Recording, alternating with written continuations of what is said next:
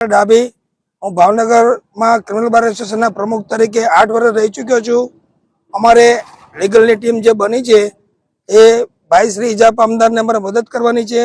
રવિન્દ્રભાઈ, ખાસ એસઆરટીની આ કેસમાં રચના થઈ છે, એની તપાસ શરૂ છે અને લીગલ ટીમ હાલ ઘટના સ્થળે પહોંચી છે, શું કહેશો? લીગલ ટીમ જે અમારી અહીંયા આવી છે એ હજી અમારા ધ્યાન મુજબ બનાવ થયા અને આજ સુધી બધી સ્થળ ઉપર પડેલો મુદ્દામાલમાં કાચ, ગાડીના જે આગળના સ્પેર પાર્ટ વગેરે હજી સુધી કબજે લીધા નથી. તો બનાવવાળી સ્થળ ઉપર ઝીણવટભરી તાત્કાલિક એફએસએલ અધિકારી અને અગાઉના જે એફએસએલ અધિકારી તો આવ્યા જ છે, 100% આવે, પરંતુ એમને સૂચના પણ આપી હોય તપાસ કરનાર પોલીસને, જે તે પોલીસે, સીટને નહીં કે તમે સ્થળ ઉપરથી એટલો કબજો કરજો, વિડીયોગ્રાફી કરજો, કાયમ માટેનો નિયમ છે. પહેલા તપાસ કરનાર કોઈ સ્થળ ઉપરના મુદ્દામાલ કબજે લીધો નથી. અને આ કામની અંદર છે ને જોવામાં આવે તો જે બીજા તપાસ કરનાર બદલ્યા તો આજ સુધી આજે સ્થળ ઉપર છીએ તેમ છતાં કઈ કબજે લીધેલ નથી. અને અહીંયા જો કેટલા બધા કાચ પડ્યા છે, સ્કૂટરનો આગળનો ભાગ તૂટી ગયેલો પડ્યો છે.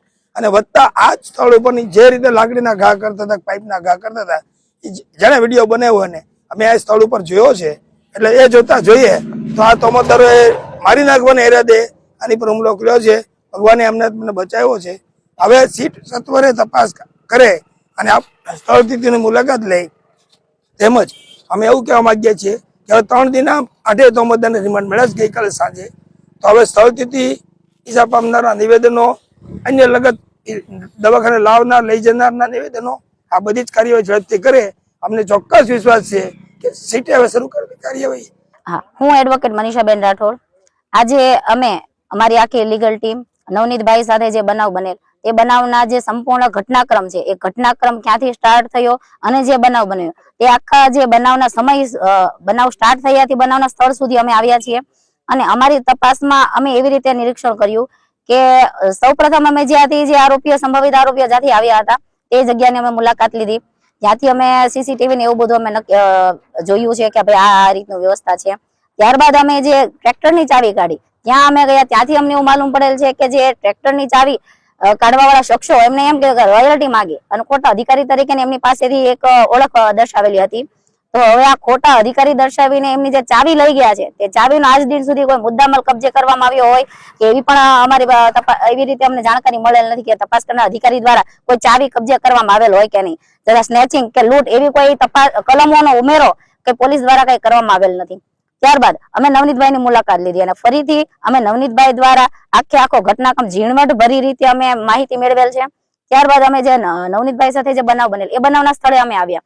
અમારી સંપૂર્ણ લીગલ ટીમ દ્વારા આખી જે બનાવનું ઘટના સ્થળ છે એનું અમે નિરીક્ષણ કર્યું. અને નિરીક્ષણ કરતા અમને જાણવા મળેલ છે કે આ જે બનાવના સ્થળે આજના દિવસ સુધી હજુ નવનીતભાઈની બાઇકના જે ભાગો છે એ હજી આજની તારીખ સુધી હજી પડેલા છે, ત્યાં કાચો પડેલા છે, જે અમુક જે ભાગ પડેલા છે. આજ દિન સુધી પોલીસ દ્વારા કે કોઈ તપાસ કરનાર અધિકારી દ્વારા તેને કબજે કરવામાં આવેલ નથી. બનાવવાળી જગ્યાનું પંચનામું થઈ ગયું હોય તો એના કોઈ પણ પ્રકારના કબજે કરવામાં આવેલ નથી એવું અમારી ધ્યાન પર આવેલ છે. હવે તમારી શું કાર્યવાહી લીગલ ટીમની હવે પછીની? લીગલ ટીમ દ્વારા હવે અમારી એવી ગણતરી છે કે જો અમારી પાસેથી કોઈ એસઆઈટી દ્વારા અમને એવું સંપર્ક કરે કે ભાઈ તમારી પાસે કોઈ પુરાવો હોય તો આપો, અને અમને સંપર્ક કરે તો અમે જરૂરથી ચોક્કસથી અમે એસઆઈટી ને પણ મદદ કરવા તૈયાર છીએ.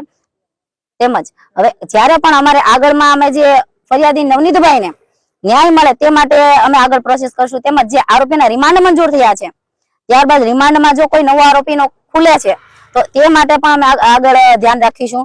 અને નવનીતભાઈ સાથે વિથ પ્રોસિક્યુશન અમે જે વીપી રજૂ કરવાના છે અને આરોપીઓના જ્યારે પણ જામીન રજૂ થાય ત્યારે અમે વાંધા રજૂ કરવા માટે પણ અમારી લીગલ ટીમ સંપૂર્ણ સજ્જ છે. કિશોરભાઈ શેખ, એડવોકેટ, ભાવનગર. અને મારી સાથે અમારી લીગલ ટીમના બધા સભ્યો અમે આજે અહીંયા આવ્યા છીએ. કિશોરભાઈ, શું કહેશો જે પ્રમાણે અત્યારે તમે સંપૂર્ણ જે તપાસ છે તે નોંધી રહ્યા છો, એને લઈને શું કહેશો? અહીંયા ઘટના સ્થળે પહોંચ્યા એને લઈને શું કહેશો?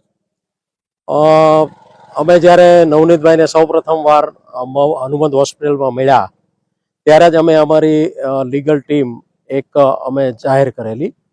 એ લીગલ ટીમના સભ્ય તરીકે અમે એક ભાવનગરની અંદર આજથી 2 દિવસ પહેલા એક મિટિંગ કરેલી કે લીગલ જે પ્રશ્ન છે એને કેવી રીતે આપણે આગળ જે કાંઈ છે બધી તપાસ થઈ રહી છે તો એની અંદર શું શું બધી વિગતો આપણે મેળવવી, કેવી રીતે ત્યાં જવું.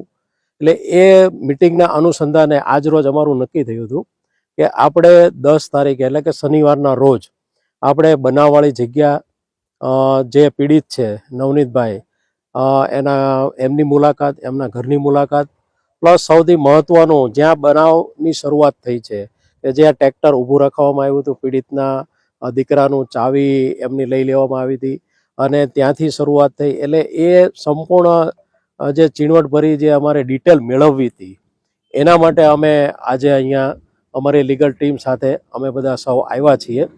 અમે સૌપ્રથમ આવી અને બગડાના ચોકડી ત્યાં અમે તપાસ કરી કે સંભવિત આરોપીઓની જે ગાડીઓ છે ત્યાંથી આવી હોય અને એમાં ઘણા બધા સીસીટીવી કેમેરાઓ પણ લાગેલા છે.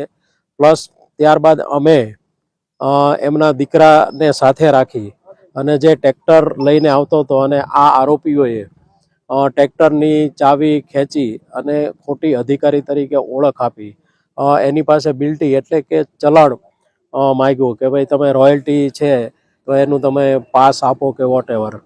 તો નવનીતભાઈના દીકરાએ કીધું કે હું ફોન કરીને મગાવી લઉં છું. એટલે કીધું ફોન કરવાની જરૂર નથી અને ટ્રેક્ટરમાંથી ચાવી કાઢી અને એ વયા જાય છે. અને એની અમે એ મુલાકાત લીધી એમના દીકરાને સાથે રાખી એની સ્થળની. ત્યારબાદ અમે નવનીતભાઈને મળ્યા. નવનીતભાઈને મળીને એમની સાથે જે કંઈ ઘટના બની તે ખૂબ ડિટેલથી અમે એમની સાથે વાત કરી છે. અને ત્યારબાદ અત્યારે અમે અહીંયા જ્યાં ખરેખર બનાવ બન્યો છે નવનીતભાઈ પીડિતની સાથે એ સ્થળ ઉપર અત્યારે અમે આવ્યા છીએ.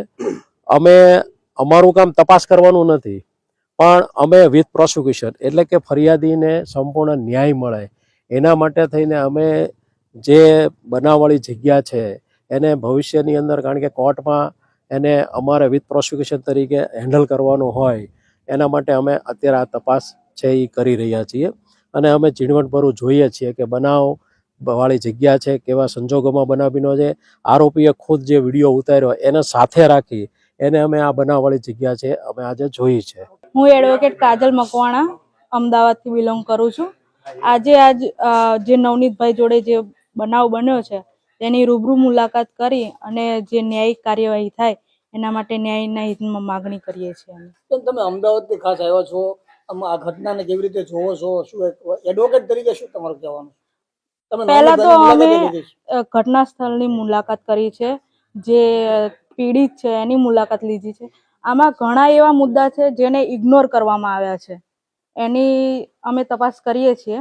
અને પછી આ બાબતમાં યોગ્ય ન્યાય મળે માટેના તમારા કેવા પ્રયત્ન રહેશે? એમાં અમારા પૂરતા પ્રયત્ન રહેશે. જે બનાવ છે એની અમે પૂરી ડિટેલ કાઢી અને પછી એના માટે ન્યાય કાર્યવાહી કરશું. ક્યાં ક્યાં મુદ્દા ઇગ્નોર કરવામાં આવ્યા? એમાં તો પહેલા તો જે સ્નેચિંગની ઘટના છે, જે ચાવી બનાવ સ્થળેથી પીડિતના દીકરા પાસેથી જે ચાવી ઝૂંટવી લેવામાં આવી છે અને એમની ઓળખ એમને બતાવી નથી, અધિકારી તરીકેની એમને ઓળખ બતાવી છે, એ પોઈન્ટ એમને ઇગ્નોર કરેલો છે. બીજા ક્યાં પોઈન્ટ? બીજા તો અમે તપાસ કરીએ છીએ અત્યારે.